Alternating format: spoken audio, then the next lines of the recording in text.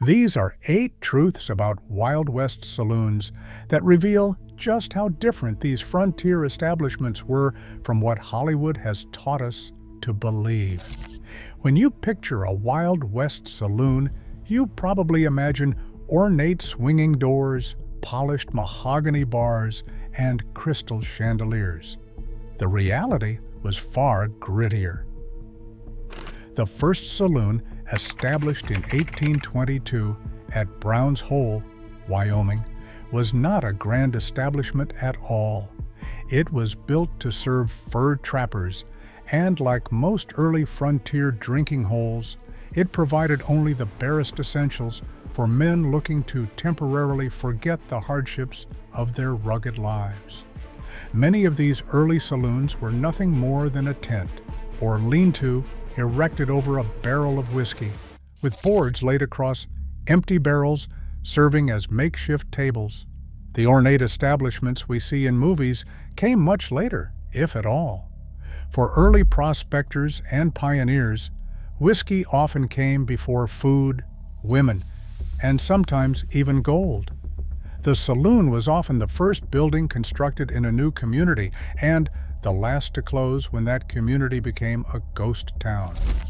The word saloon itself did not even exist in American English until 1841. Before that, these establishments went by colorful names like watering trough, bughouse, shebang, cantina, grogshop, and gin mill. The term evolved from the French word salon and the Italian saloon, originally referring to large reception halls in mansions. Now, here is where things get genuinely dangerous.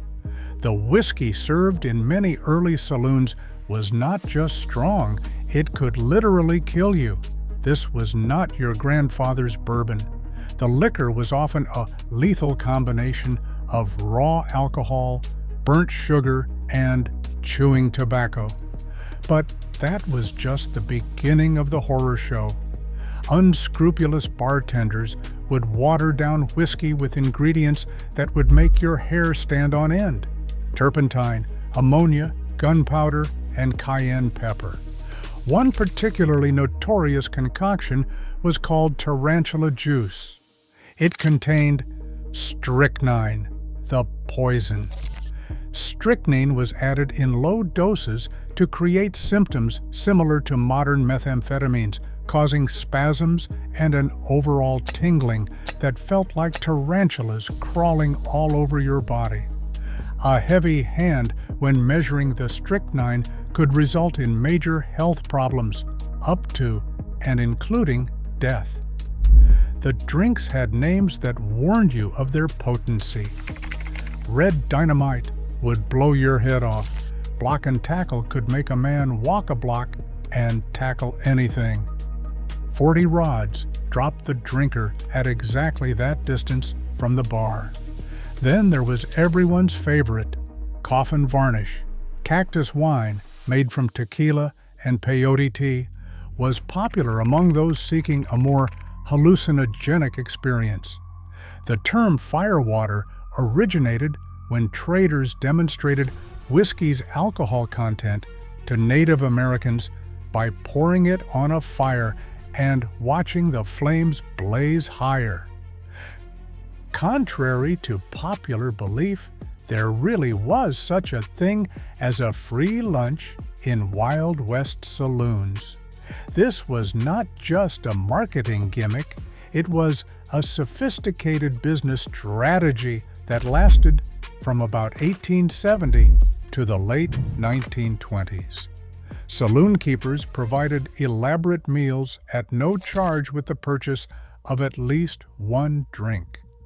These free lunches were typically worth more than the price of a single drink, ranging from basic fare to quite elaborate spreads. The saloon keeper's gamble was simple. Most customers would buy more than one drink, and the practice would build loyalty for future visits.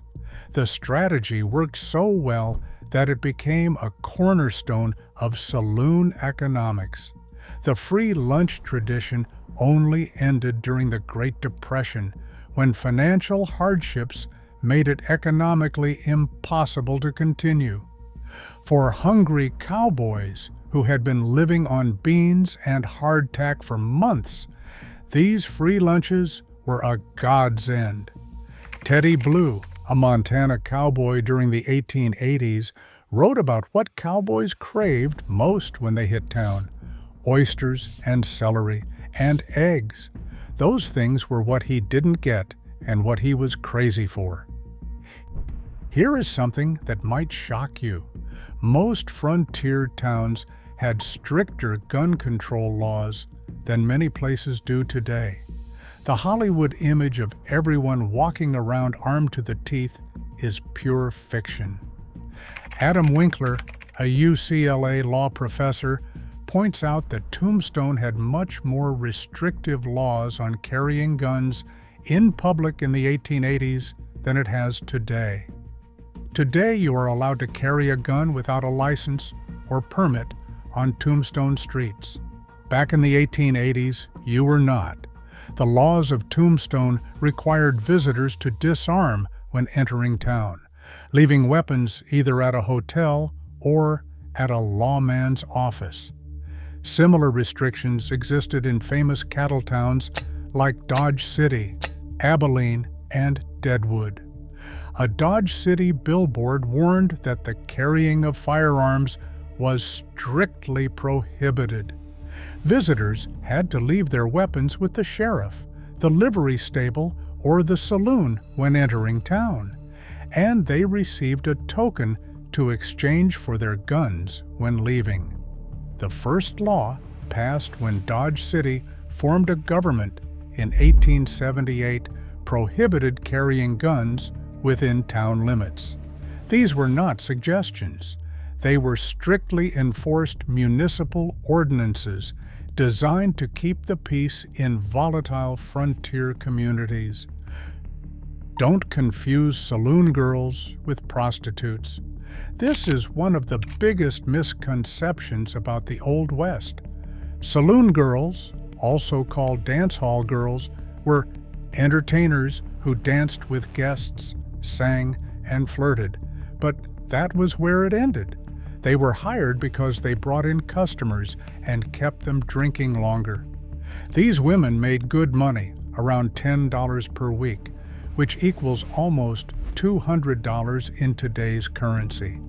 They also earned commissions from drinks sold, and for dancing, they received 75 cents to $1 per dance ticket, splitting the proceeds with the saloon owner. Many former prostitutes actually became dance hall girls because the pay was better and the work was less dangerous. Dance hall girls made enough money that it was very rare for them to work as prostitutes. In fact, they were such a profitable commodity that saloon owners discouraged patrons from paying too much attention to any one girl. Interestingly, saloon owners lost more dance hall girls to marriage than any other way. Klondike Kate Rockwell, one of the most famous saloon girls, reportedly earned as much in one night as gold rush miners made in an entire month. The saloon girls themselves rarely cared about the opinions of what they called respectable women, viewing them as drab, hard-working souls who did not have enough sense to avoid working themselves to death. Saloons served as much more than drinking establishments. They were the social and civic heart of frontier communities. In towns lacking churches, Sunday services might be held in the local saloon. The saloon would temporarily shut down drinking and gambling out of respect for visiting preachers. In Brighton, Colorado, Reverend A.F. Heltman held his first Presbyterian services in a saloon. Community gatherings and local elections were frequently held at saloons. They served as post offices, meeting halls, and even courthouses. Judge Roy Bean's famous saloon doubled as a hall of justice where men gathered to witness trials. The Oriental Saloon in Tombstone became so central to the community that Wyatt Earp was given a quarter interest in the Faro concession just to manage and enforce order. By 1880, saloons had become big business. In Leavenworth, Kansas, there were about 150 saloons and 4 wholesale liquor houses. Fort Worth, Texas, had more than 60 saloons but only 9 churches. In Virginia City, Nevada, there was roughly 1 drinking establishment for every 52 men. Forget everything Hollywood has taught you about gunfights. The dramatic image of 2 gunfighters facing each other in a dusty street at high noon is pure fiction, born in dime novels and perpetuated by movies. Real gunfights rarely involved planned duels.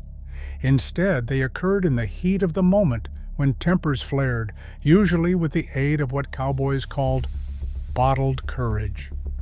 Most shootings happened suddenly, often in crowded saloons where alcohol had loosened inhibitions and heightened tensions.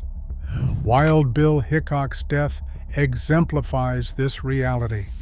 He was shot in the back of the head while playing cards in Saloon Number 10 in Deadwood, South Dakota on August 2, 1876. His hand of aces and eights became known as the dead man's hand. Gun violence, while it occurred, was not the defining characteristic of the West that movies suggest.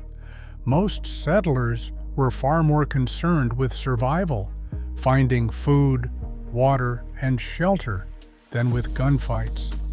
The romanticized version sells movie tickets, but it does not reflect historical reality. Before 1880, beer in saloons was served warm, at room temperature, sometimes as warm as 65 degrees. This encouraged patrons to drink faster to avoid consuming a hot beverage, which certainly helped saloon profits. Everything changed when Adolphus Busch introduced refrigeration and pasteurization with his Budweiser brand in 1880.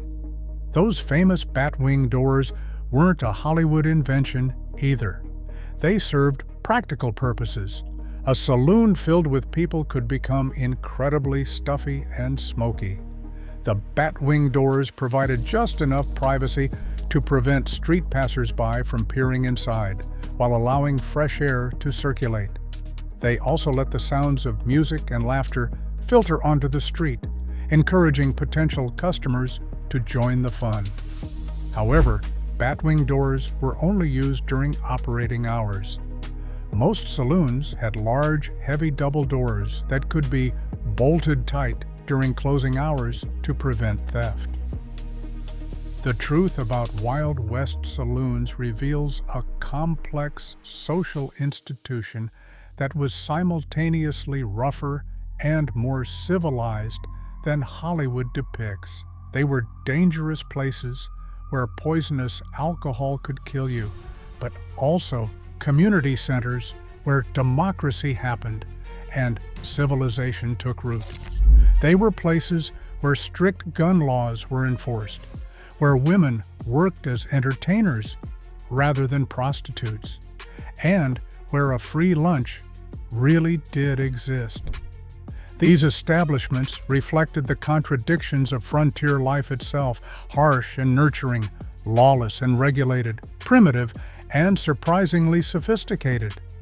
The real story of Western saloons is far more interesting than any movie could capture, revealing not just how the West was won, but how American communities were built one drink at a time.